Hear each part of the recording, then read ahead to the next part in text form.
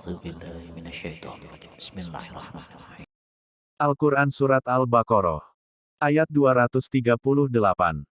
Tafsirnya, peliharalah semua solatmu, yakni yang 5 waktu dengan mengerjakannya pada waktunya, dan solat wusto atau pertengahan ditemui beberapa pendapat. Ada yang mengatakan solat asar, subuh, zuhur atau selainnya dan disebutkan secara khusus karena keistimewaannya. Berdirilah untuk Allah dalam solatmu itu, dalam keadaan taat atau patuh, berdasarkan sabda Nabi Shallallahu Alaihi Wasallam. Setiap kunut dalam Al-Quran itu maksudnya ialah taat, hadis riwayat Ahmad dan lain-lainnya. Ada pula yang mengatakan khusyuk atau diam, berdasarkan hadis Zaid bin Arqam, katanya, mulanya kami berkata-kata dalam solat, hingga turunlah ayat tersebut, maka kami pun disuruh diam dan dilarang bercakap-cakap, hadis riwayat Bukhari dan Muslim. Ayat 239. Tafsirnya, jika kamu dalam keadaan takut baik terhadap musuh, maupun banjir atau binatang buas maka sambil berjalan kaki, jamak dari rojil, artinya solatlah sambil jalan kaki, atau berkendaraan. Lafat rukbaanan, jamak dari rokib, maksudnya bagaimana sedapatnya, baik menghadap kiblat atau tidak, mau memberi isyarat saat ruku dan sujud, kemudian apabila kamu telah aman, yakni dari ketakutan, maka sebutlah Allah artinya solatlah, sebagaimana dia telah mengajarkan kepadamu apa-apa yang tidak kamu ketahui, yakni sebelum diajarkannya itu berupa fardu dan syarat-syaratnya, lafat kaf, berarti umpama dan, mamasdariyah atau mausulah. Ayat 240.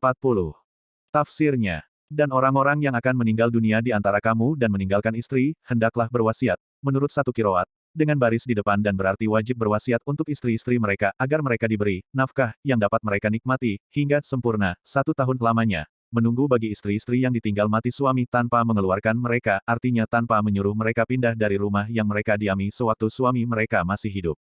Tetapi jika mereka pindah atas kemauan sendiri, maka tidak ada dosa bagimu, hai para wali orang yang mati, mengenai apa yang mereka perbuat terhadap diri mereka secara patut, yakni menurut syariat, misalnya bersolek, menghentikan masa berkabung dan tidak hendak menerima nafkah lagi, dan Allah Maha Tangguh dalam kerajaannya, lagi Maha Bijaksana dalam perbuatannya.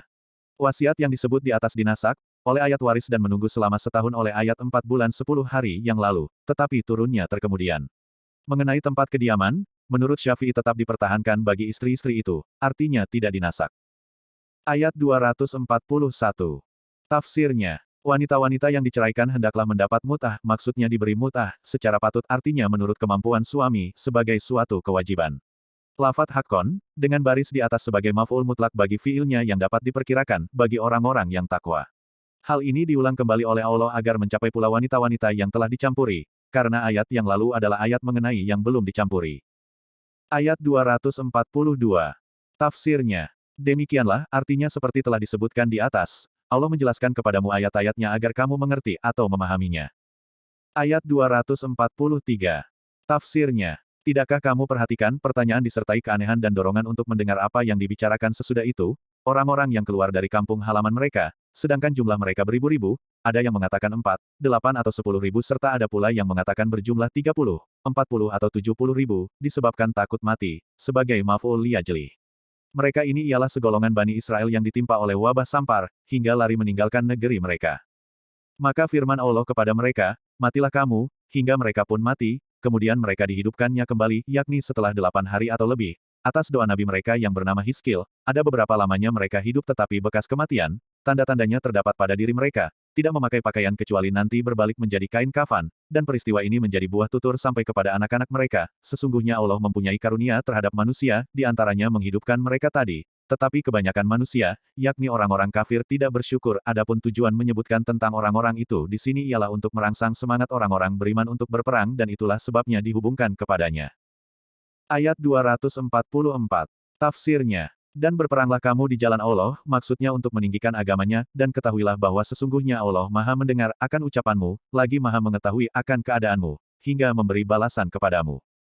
Ayat 245. Tafsirnya, siapakah yang bersedia memberi pinjaman kepada Allah, yaitu dengan menafkahkan hartanya di jalan Allah, yakni pinjaman yang baik dengan ikhlas kepadanya semata, maka Allah akan menggandakan pembayarannya. Menurut satu kiroat, dengan tajdid sehingga berbunyi, fayudo'ifahu, hingga berlipat-lipat, mulai dari 10 sampai pada 700 lebih sebagaimana yang akan kita temui nanti, dan Allah menyempitkan atau menahan rezeki orang yang kehendakinya sebagai ujian, dan melapangkannya terhadap orang yang dikehendakinya, juga sebagai cobaan, dan kepadanya kamu dikembalikan, di akhirat dengan jalan akan dibangkitkan dari matimu dan akan dibalas segala amal perbuatanmu. Sadaqallahul Azim.